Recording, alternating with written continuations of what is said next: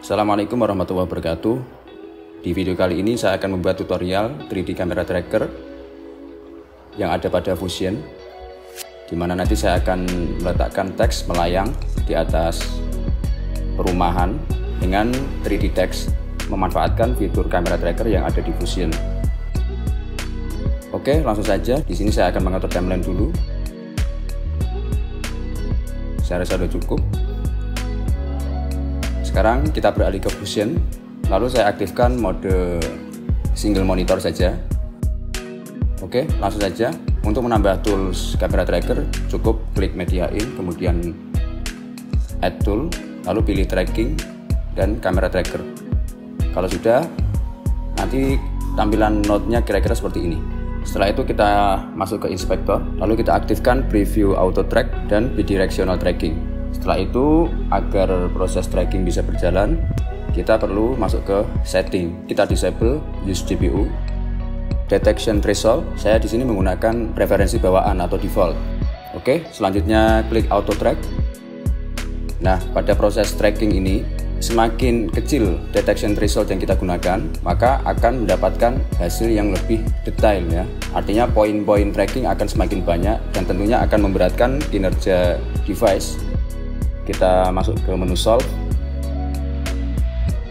Lalu di sini perhatikan track filter masih menggunakan default. Lalu saya klik solve. Setelah proses solving selesai, di situ akan tampak rata-rata solve errornya adalah 0,4 sekian pixel.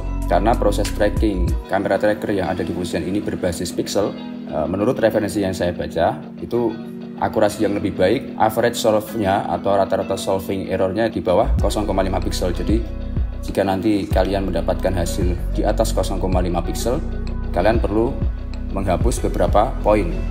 Sekarang di menu selected track, di situ terdeteksi bahwa poin yang di tracking mencapai 712 dengan rata-rata solving errornya 0,4 sekian pixel.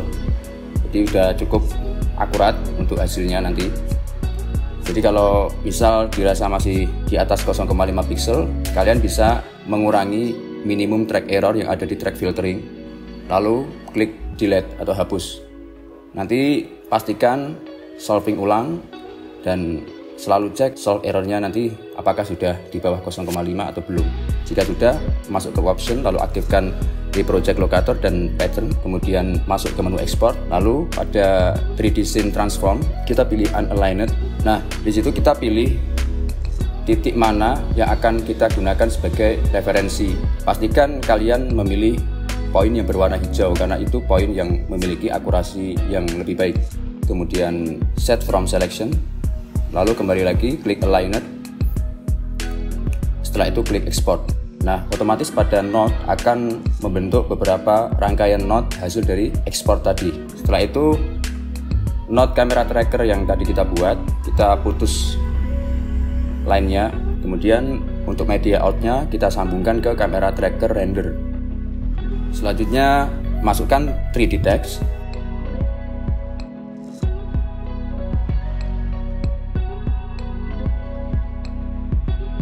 Setelah itu tinggal ketik teks yang kalian mau. Misal di sini saya akan tulis 3D kamera.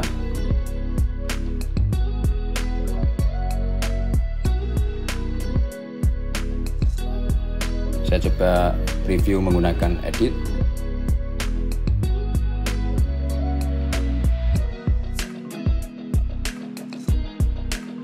Oke, saya rasa sudah cukup. Tinggal atur preferensi posisi dari teks. Nantinya teks akan tampak pada tampilan awal, lalu berangsur menghilang menjelang tampilan akhir atau menjelang scene terakhir.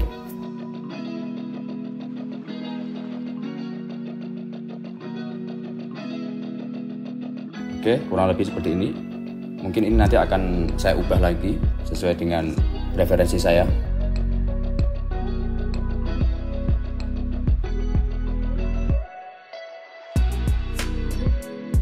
Pada menu extrusion, di sini saya akan atur preferensinya untuk memvisualisasikan teks agar tampak lebih 3D. Selanjutnya pada Node Camera Tracker Render, kalian klik lalu masuk ke inspektor. Di situ kita aktifkan lighting.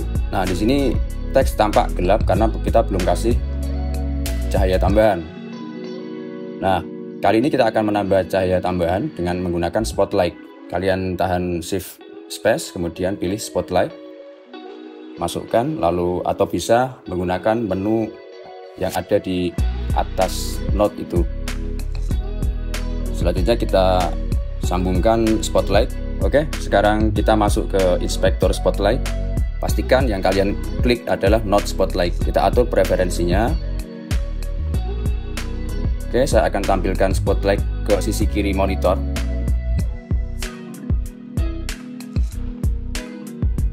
Lalu saya tampilkan ulang dual monitor. Tampak di sebelah kiri adalah tampilan dari cahaya buatan spotlight.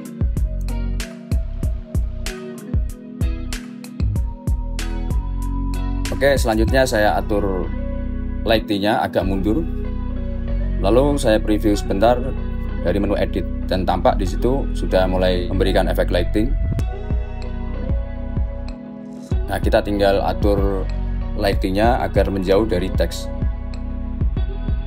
Kalian bisa mengatur handle spotlight dari monitor pertama. Atau jika ingin simpel, kalian bisa menggunakan menu transform yang ada di inspektor spotlight.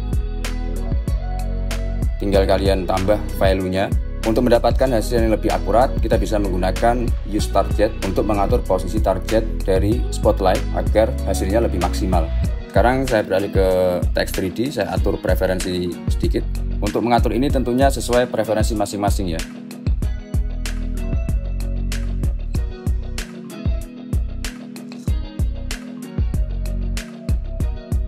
Posisi teks saya rasa sudah cukup. Kita atur ulang spotlightnya. Di sini saya mengatur ulang jarak. Sekarang saya tampilkan monitor kedua. Saya tampilkan ulang merge 3D. Nah, di sini tampak ada beberapa poin yang terlihat berantakan ya, karena di sini point cloud dan point ground pen masih aktif. Nah, sekarang saya matikan agar lebih clean, karena point cloud dan point ground pen ini tidak terlalu dibutuhkan ya. Sekarang saya atur menggunakan mouse, karena tanpa mouse agak kesulitan. Jadi untuk zoom out preview tampilan 3D-nya, kita bisa menggunakan tombol minus dan untuk zoom in-nya menggunakan tombol plus. Untuk mengubah perspektifnya, kita bisa menggunakan scroll yang ada pada mouse sambil menahan tombol shift.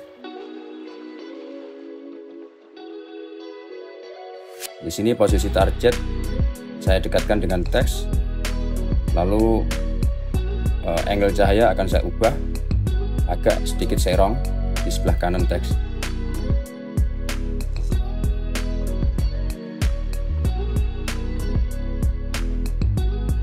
Saya rasa sudah cukup. Sekarang tinggal improvisasi tambahan. Akan saya buat speed ramp menggunakan fitur retime curve.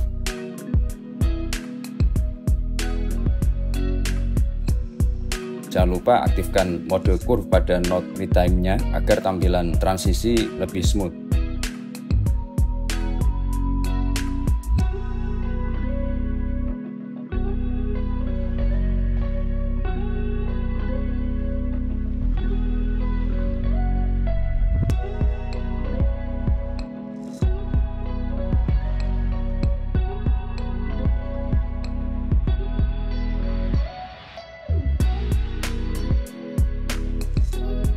Oke, saya rasa sudah cukup. Sekarang saya tambah efek motion blur.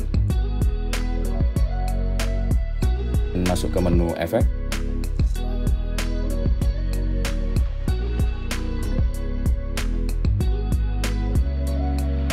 Nah, di situ akan saya kasih keyframe.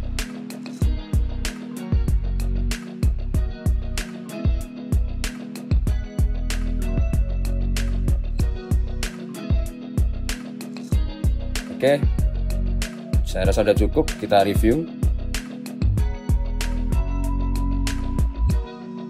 Ya, kurang lebih seperti itu. Semoga tutorial ini bermanfaat. Assalamualaikum warahmatullahi wabarakatuh.